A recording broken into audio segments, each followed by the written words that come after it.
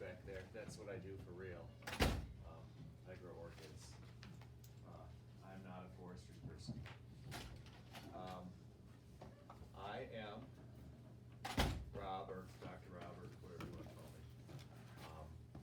I'm the one who puts together the state tournament. I am not the one who runs this event. I think I know who's gonna run this event, but I have not yet formalized that. What I do in my copious free time is I grow orchids, and I sell orchids, and I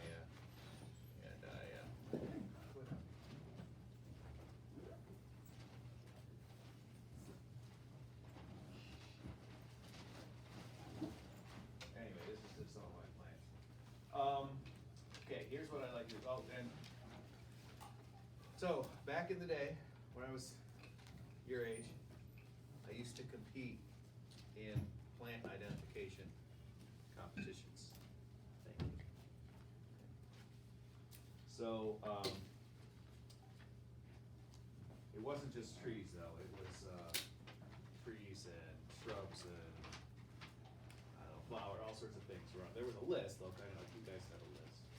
And I would do that, and we would compete at like state competitions and national competitions and things like that. So I know how this stuff works. Now, the forestry is a new event. We haven't run it before, but I want to try to give you some ideas on how to study. I don't know if we got an hour's worth or hour and a half's worth of stuff, but we can do that. We can talk a little bit maybe, and then give a little, I don't know, just let you work with some samples there. We did have, or we're supposed to end up with some books to give away, but they're not here yet. I will show you a couple things that I like. What I'm gonna do is I'm gonna go over, made a little presentation for the coaches workshop a few weeks ago. I think we'll do that first, and just kind of go ahead. It's the end of the semester. I'm burned out. I don't know you guys. How about you guys? School, getting ready for Christmas, winter break. I'm ready for winter break so bad. So bad I can taste it. I think it tastes like strawberries. All right, and this is not very formal. One of the things I do is teach, so I'm used to students asking me questions at random, even random stuff. Okay, so just, just do your school stuff and I'll figure it out. Let's see. Okay, I only have a few slides, so it shouldn't take too long. Okay, this is me. So let's do a couple things. Let's review the rules really quickly. I'm gonna guess, since this is the first workshop we've had, that some of you may just, the only thing you know about forestry is that your coach is asking you to do it. I don't know how many of you have actually done any preparation yet. You've done some preparation? We started making a whole list of every single tree. You started making a list? Yeah. So some teams get started sooner than others, right? Some teams probably won't really do anything for another month or so. It'll be an adventure for all of us. Let's look at the rules really quick, just so everybody's on the same page.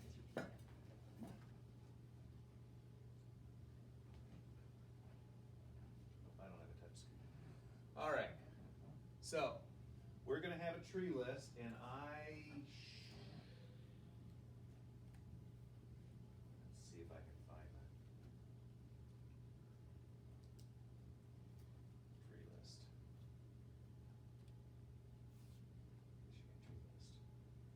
All right.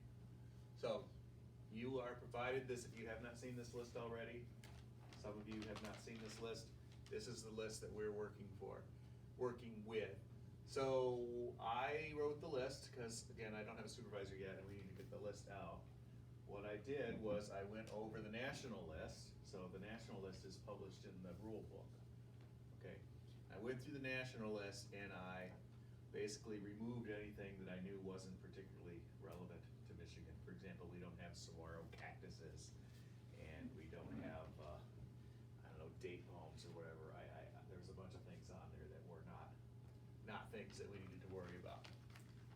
And I did that from memory, so some of these things might not be like native trees to Michigan, they might be yard trees. I basically figured if it was in my yard, it should go on the list. Okay, yeah. So we're only being tested over just Michigan trees? So let's talk about that a little bit. So at the state level competition, if your team gets to the state competition, we are gonna use the state list. If you were to go to the national competition, which would be awesome, you would use the national list, obviously, right? Now, what happens in the invitationals and in the regionals? That's gonna depend, I have no control over what they do. So we've found that some people are using the state list and some people aren't. If you're going to an invitational that isn't Michigan based, I would assume that they're using the national list. If you're going to an invitational in Michigan, I think that the best thing to do is have your coach ask, find out what list the supervisor's gonna be using. We're gonna try to get all the regional directors to insist that their regions use the state list. So I would focus on the state list. But actually, regardless, even if we don't even if so, you go to an event and they use the national list, if they're gonna have samples and things for you to look at, they're not gonna be flying to Hawaii to get you a sample of whatever the Hawaii tree is, right? It's probably gonna be mostly Michigan stuff anyway, cause that's the samples that they have. Rob, I beg to differ. Really? I have kukui nut samples. Oh, good lord. Yeah. Well, anyway, we're gonna try to ask that people use the state list. So all the identification will be based on physical samples, or could they be images of the? So I'm not sure exactly, so I'm not, at least I don't anticipate being a supervisor for it. I may end up doing a regional. I have a comment, we've already been to one tournament, it was all slides. They used the national list at Celine, and there were pictures of roots, kids had no idea about, so it was There were bark, roots too? Roots, yeah. Well, it let's, was- you know what, let's, based on your experience with that invitational, let's look back at the rules and see if it was matches what the rules Okay. were. So, yeah, the easy thing to do is to use pictures, right, and do slides. What I'm hoping, at least for the state tournament, is that there are at least some physical specimens to look at, you know, something like this, right? So we are gonna be working with the forestry, MSU's forestry department, and so, I would like them to do whatever they do for their forestry classes, right, cause they have ID classes as well. And I can guarantee you, they're not just looking at pictures, right, cause that's not how you learn forestry, or how you learn plant identification. So I'm hoping that there will be actual physical representations of a lot of these things, whether they're all physical, I don't know. It's a lot easier when it's actual sample Right. or a picture. So, and it's gonna depend on your keys that you have, so for example, you know, we've got these individual leaves, but the key I have is not gonna be particularly useful for this particular leaf, cause I'm gonna walk you through, I don't know how many people have used one of those dichotomous keys or not, but I think it's a good practice that we all just kinda work through a few samples together and make sure you're all comfortable with that, cause that's not all the event is not identifying stuff, but if you can't identify stuff, it's gonna be harder to do the other stuff, right? Okay, so. This thing is on sleep mode stun here, it just turns off instantly.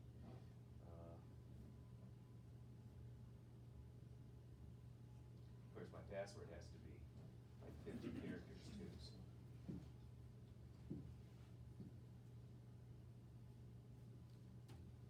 Alright, so anyway, this is the list now. It's the middle of winter, it can be a little hard to find physical samples. It's not hard to find physical samples, you can always go out and find a twig of something, right? I mean, that's easy. It may or may not have leaves on them. A lot of the oaks still have leaves on them. Of course, the evergreens probably have leaves on them.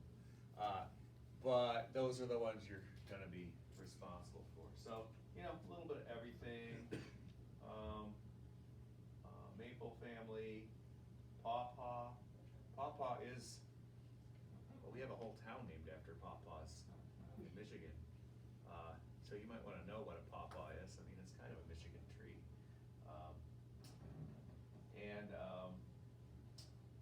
birches, they can be a little hard to tell apart, catalpa, and it goes on, right, so, get this to, can I get this to move? Oaks are gonna be a little bit of a challenge. Okay. And let's see, ginkgo, ginkgo's easy, right? Everybody knows what ginkgo is. If you don't know what ginkgo is, ginkgo looks like this. Okay. Fan-shaped leaves. Anybody know anything about ginkgo? Do you know how many species of ginkgo there are? One. Do you know how many genera of ginkgo there are? One. Do you know how many families there are? One. There's only one species in the whole phylum. Okay, so kingdom, phylum, class, order, genus, species. The whole phylum of ginkgo is this. Okay, so there's only one species to figure out for ginkgo. And this is it. And you'll see this everywhere. It's a street tree.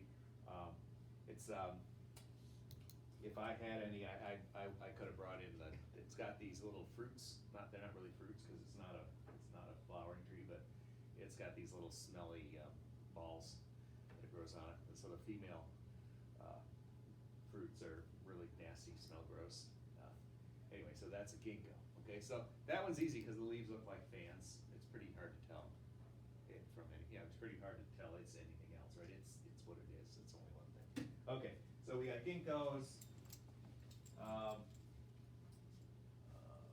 Some walnut kind of stuff. Let's see, what else do we have? Sassafras is pretty easy. Hopefully you'll figure that out.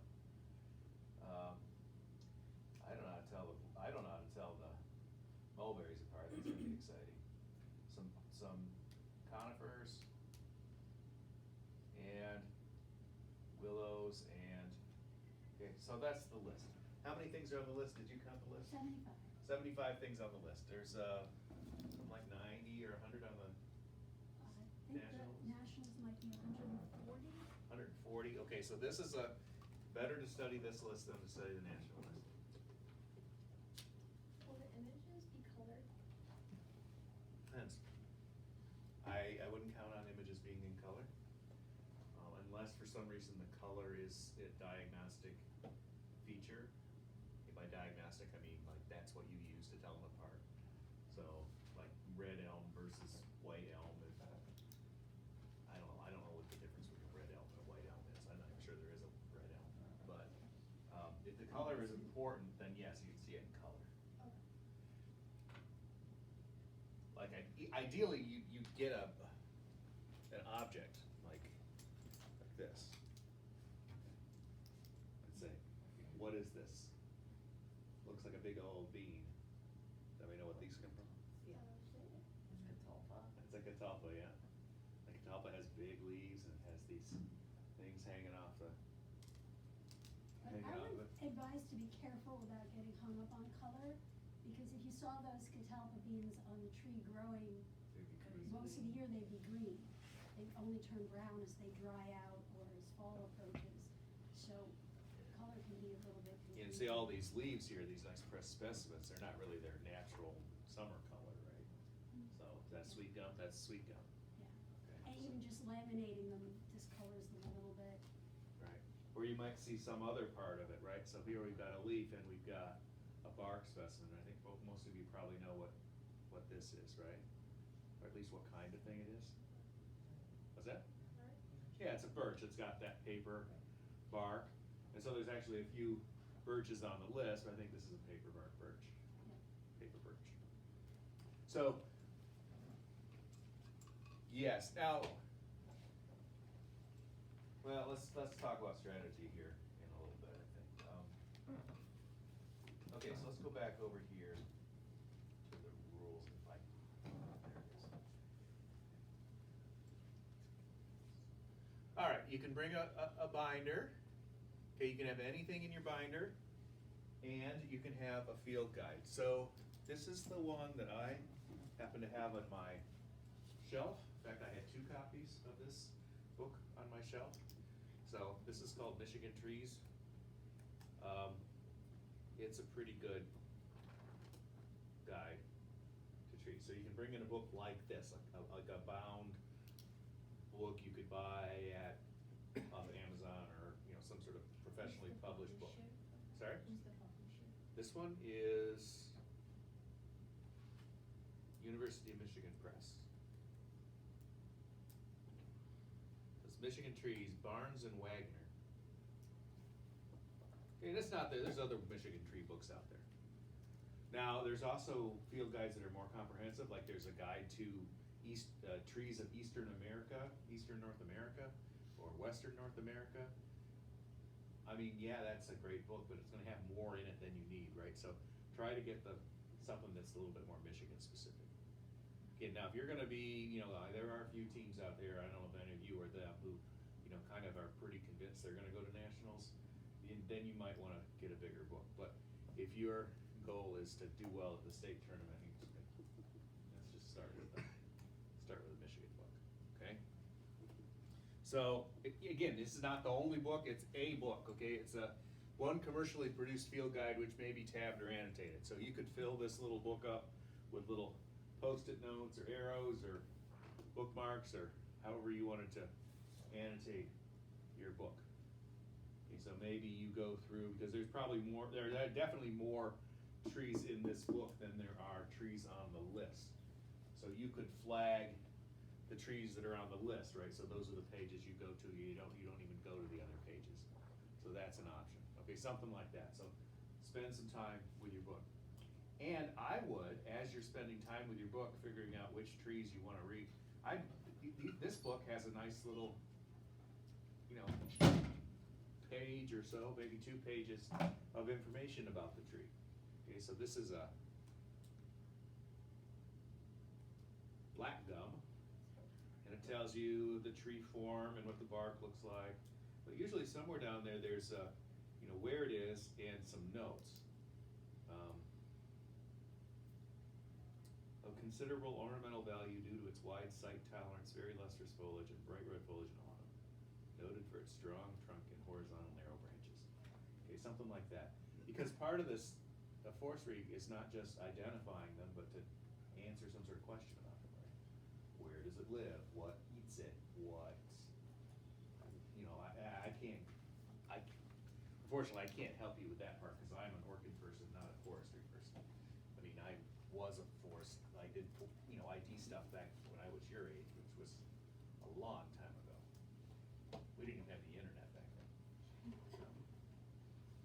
All our phones were like hooked to the wall. Can you believe it? They were all chained to the wall.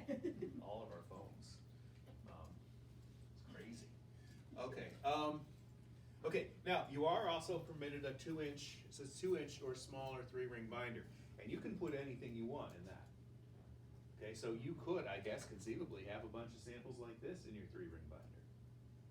Okay, which would be really cool. In fact, I would, and that might be a great way to prepare, is to try to, even if you don't bring them, to try to make yourself a reference collection of samples, right?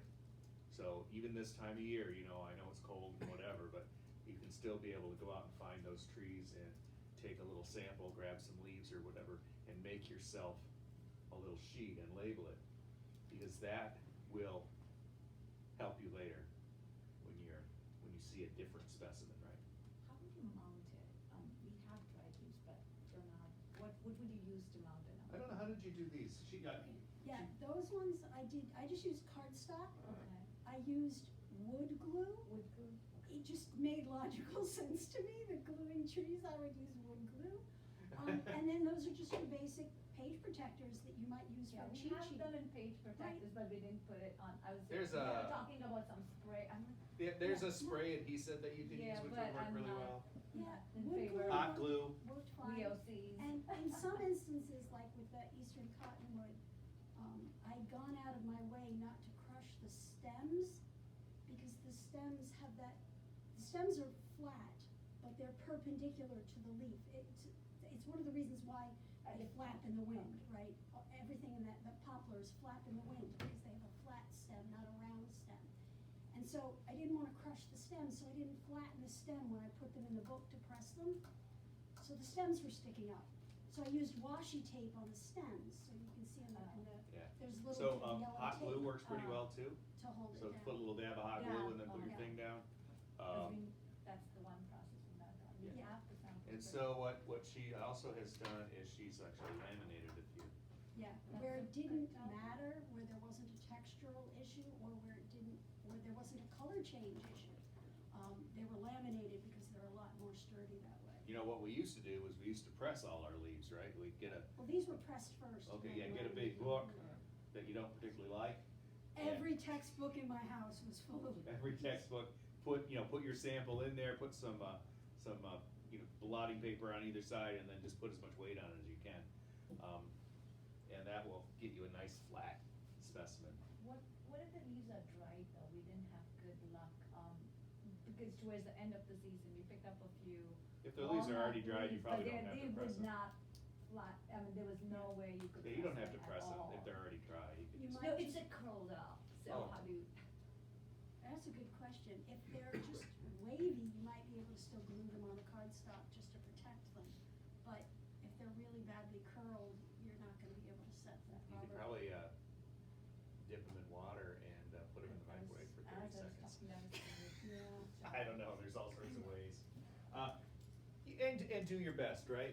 Whatever even if you're not gonna be able to get everything, right? Cause it's just not the right time of year, but that's a good way to practice this stuff, is to make your own collection. Now, this is gonna, I assume, since this is the first year of the event, that this will be an event next year as well, so anything Yeah. you do this year will help you for next year. Hang on, I gotta figure out how to make that longer.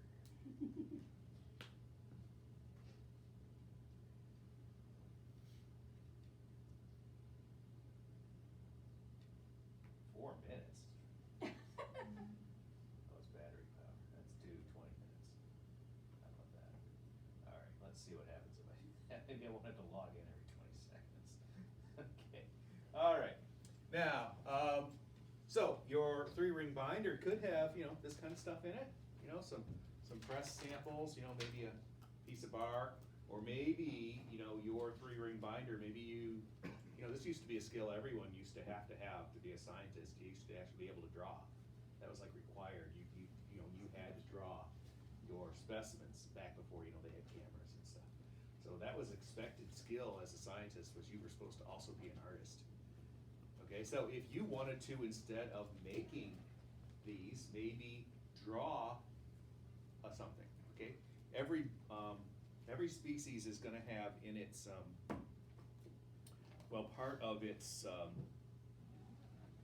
part of the way you become a species is you have to have a type specimen, put it in an herbarium, and then a formal description and botanical drawings and all this other stuff. Taxonomists have all sorts of weird rules.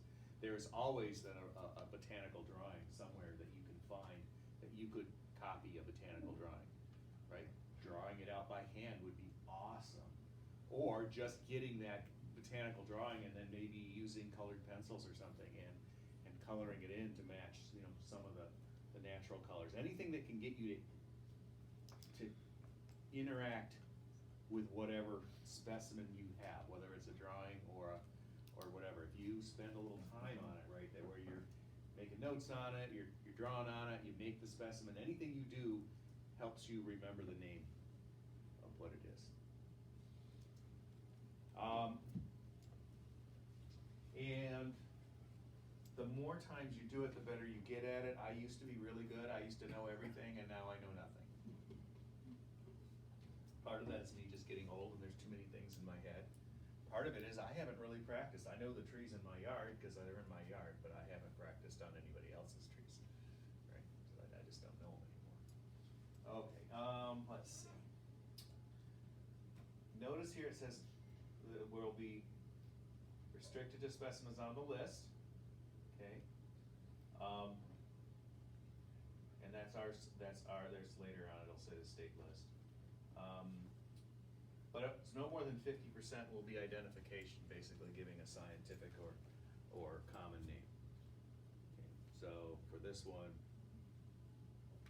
pig nut hickory, common name, scientific name is Caria, something or another, okay? That's only half the problem, right? So if I were setting this event up, I might give this image, of course, this one's labeled, but I would take the label off of it, right? And say, hey, what is it? Okay, so you would have to be able to figure out what it is, and then I would ask some sort of ecological question about it, for example, yeah. How is this like event laid out? Is there like, do you get a packet and then somebody shows like a slideshow of the board, or like a big board, or? It's gonna depend on the supervisor. What I think the ideal way to do it would be to have some specimens kind of, you know, arranged throughout the room. Where you walk around. Right, the station style exam, that would be the ultimate way to do it. But I also know that a lot of, you know, especially regionals, they don't always have someone who can do that, right? And so you might end up with like a paper test at a regional which has pictures and you're just doing stuff with the pictures. But I think for the state level, I'm really gonna make sure that we do something where you have to go around and see actual specimens. Now, it could be, in the past, it's been a long time since we've done this event, but the old supervisor used to take kids out to the woodlot. We'd walk across the street, go to the woodlot, and he'd say, what's that, what's that, what's that? Okay, but I don't know if we're gonna be able to do that this year, so. He's not gonna be the one who's running it, so I don't know what the new person's plans are. But be prepared for a lot of things. Okay. Again, I think it all depends on the supervisor and how invested they are in it. If it's somebody who really loves forestry, they're gonna have they're gonna make it interesting. And if it's someone who's like, we need somebody to do forestry, who can do forestry? We can't find anybody, let's find my student who needs extra credit is gonna be the one who runs forestry. It might not be as good of an event, right? You'll hit something else. Okay. Says the specimens may be live or preserved. Okay, here it is. For each specimen, students will be asked a correlated question which pertains to the structure, ecology, economic characteristics. Okay.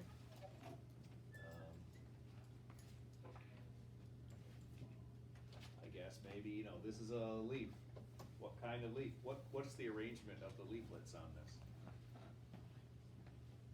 Or what kind of leaf is it? If this is a single leaf, what kind of leaf is it? It's a compound leaf, right? Right. This has got many leaflets on it, little pinnae in it. Or it is, it's alternately compound, right? So the leaves, the little leaflets here are not alternate, it's oppositely compounded. So the leaves are opposite to each other.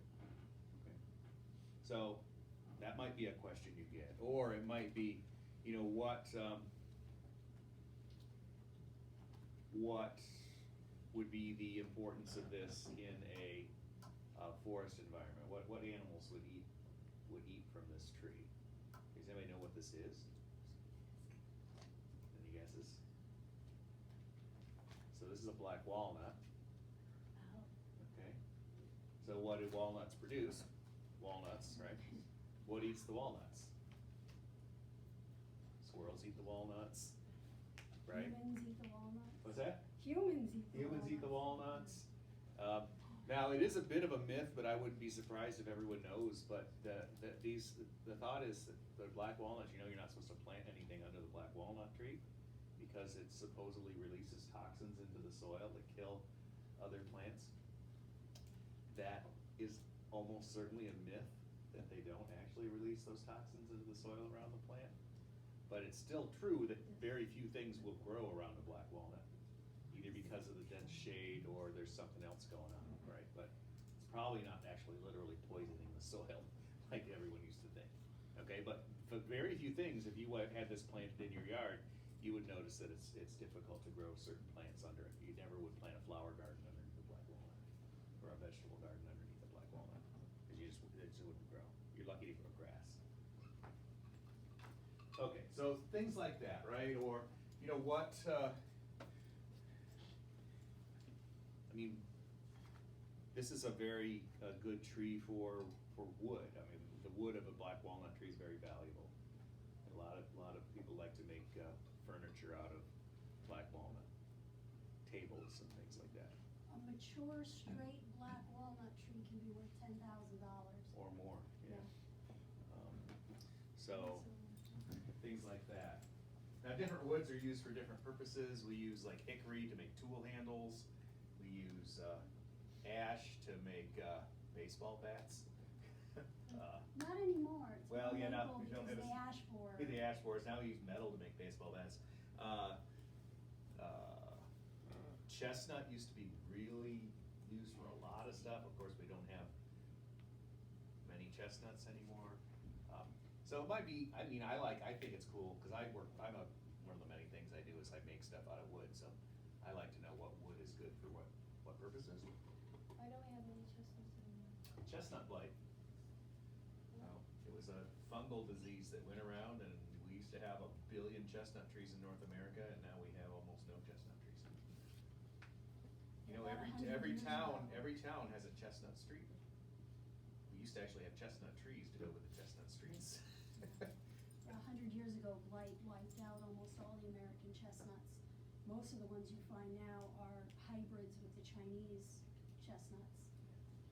So the So- American chestnut is extremely. But see, that's a story that you know, that's, now that you've heard that story, something like that might show Yeah, up, at right? nationals, if they don't ask you a question about the history of chestnut, they are not doing a good job. Yeah, That used to be vital to it still is vital, it's just not yet. economics. Isn't it so many trees were killed if you added them all together, you could treat the sun and still have much left over? I don't know if it's that much, but it's a lot. It's a billion trees. Yeah, it's There's good, so it many. used to be, you know, you'd see forests with oak, maple, and chestnut. You know, chestnut was as many chestnuts as there were anything else, and some forests were almost entirely chestnut. And the chestnut was used for food by the deer and the other animals, right? By would humans, eat too. the nuts, humans would eat the nuts. The wood was rot resistant, they make fence posts out of it, and make all sorts of stuff out of it. It was a beautiful tree. So what they're trying to do now is using modern breeding and technology is they're trying to bring back chestnut trees that look like the American chestnuts that are resistant to the blight and get them back into the ecosystem. There's some ways to do that. There's a genetic modification way, and then there's a breeding way, and there's an American if you're interested, there's the American Chestnut Foundation. You can go to the American Chestnut Foundation's website and you can learn all about American chestnuts. Elms, we have the same thing with elms, right? With elms, we got the Dutch elm disease, which is another fungal infection. Ashes, we've got the emerald ash borer. Okay, so we've got a lot of trees that are in trouble. It wouldn't hurt to know why they're in trouble. I don't know if I could, well, you know, if I showed you a picture of or gave you an elm leaf, I don't know if there's any elm leaves. There is an elm leaf in there, it's small. But if I gave you an elm leaf and then I gave you a picture of a bug and asked you what the bug was, and it's bright green, it's probably an emerald ash borer, okay? That's why you're not allowed or you're not supposed to move firewood from, you're just not supposed to move firewood in Michigan. It's to keep the ash borers from moving, but it's too late now, it doesn't really matter, they're everywhere, so. Yeah, in fact, the ash that's in the